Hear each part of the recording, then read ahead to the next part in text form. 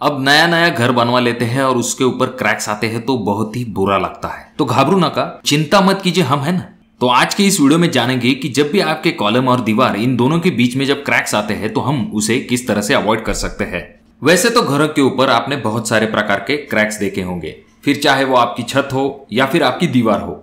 अगर हम बात करें दीवार की, तो दीवारों के ऊपर खास करके आपने देखा होगा बीचों बीच क्रैक आते हैं, कभी कभी हॉरिजॉन्टल क्रैक आ जाते हैं तो कभी कभी तिरछे क्रैक भी आ जाते हैं। तो इनके अलग अलग रीजन होते हैं, पर खास करके आपने देखा होगा जहां पर आपकी दीवार और कॉलम इन दोनों का ज्वाइंट आता है वहां पर आपने बड़े बड़े वर्टिकल क्रैक्स एक सीधे लाइन में देखे होंगे। तो आज के वीडियो में हम यही जानेंगे कि आपकी दीवार और कॉलम इन दोनों के बीच में जो क्रैक्स आते हैं उनके रीजन क्या होते हैं और किस तरह से हम जो है इन क्रैक्स को अवॉइड कर सकते हैं।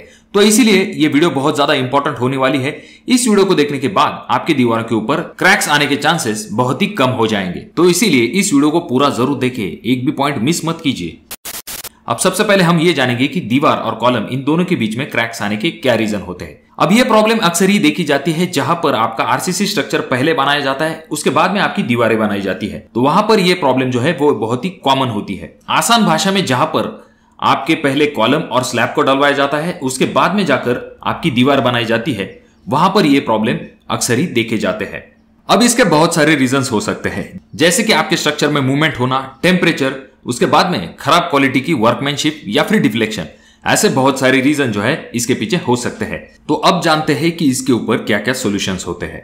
सबसे पहली चीज ये आ जाती है कि जब भी आपका कॉलम फ्रेशली कास्ट किया जाता है तो उसके दूसरे या फिर तीसरे दिन आपको उसके ऊपर अच्छे से हैकिंग कर लेनी है, यानी कि जिसे टाचा टाकाई कहा जाता है, जैसा कि आप अगले वीडियो में देख रहे हो। उसके बाद बारी आती है जब भी आपको ब्रिक वर्क करना होता है, उससे पहले आपको कॉलम को अच्छे से सीमेंट स्लरी दे देनी है। उसके बाद बारी आती है आपके एक्चुअल ब्रिक वर्क की। जब भी हम ब्रिक वर्क करते हैं तो खास करके हम इस्तेमाल करते हैं 1:4 का प्रोपोर्शन, जिसमें कि 1 पार्ट होता है सीमेंट और 4 पार्ट होता है सैंड। तो यहाँ पर आपको ये चीज ध्यान में रखनी है कि जहां पर आपका कॉलम और दीवार का ज्वाइंट आएगा वहां पर आपको रिच मिक्स का इस्तेमाल करना है। कुछ लोग यहाँ पर 1:1 प्रोपोर्शन का भी इस्तेमाल करते हैं।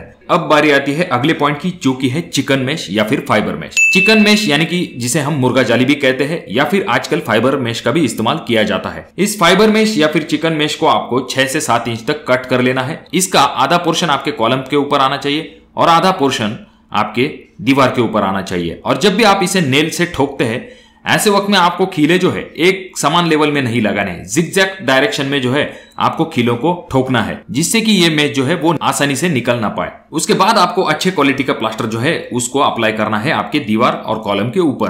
तो इन चीजों को करने के बाद डेफिनेटली आपके कॉलम और दीवार इन दोनों के बीच में क्रैक्स अवॉइड करने को आपको बहुत ज्यादा मदद मिलेगी। अब यहाँ पर कुछ पॉइंट आपको जरूर ध्यान में रखने चाहिए। जहां तक बात आती है मेश की, तो खास करके फाइबर मेश का इस्तेमाल ज्यादा किया जाता है, क्योंकि चिकन मेश में करोजन लगने के चांसेस ज्यादा होते हैं। तो इस वजह से फाइबर मेश का इस्तेमाल करेंगे तो ये ज्यादा बेहतर होगा, पर आपको लैप अच्छे से देना है। तो दोस्तों ये वीडियो आपको कैसा लगा कमेंट बॉक्स में कमेंट जरूर कीजिए, या फिर अगर आपके कोई सवाल हो तो कमेंट बॉक्स में कमेंट करना बिल्कुल भी ना भूले। ये वीडियो अगर आपको अच्छी लगी हो तो जरूर इसे लाइक कर दीजिए, और अभी तक आपने चैनल को सब्सक्राइब नहीं किया दोस्तों तो कैसे चलेगा, चैनल को जरूर सब्सक्राइब कर दीजिए। और वीडियो अगर आपको बहुत ज्यादा ही अच्छी लगी हो तो अपने दोस्तों के साथ शेयर कर दीजिए। तो मैं मिलूंगा आपको अगले वीडियो में, तब तक के लिए धन्यवाद।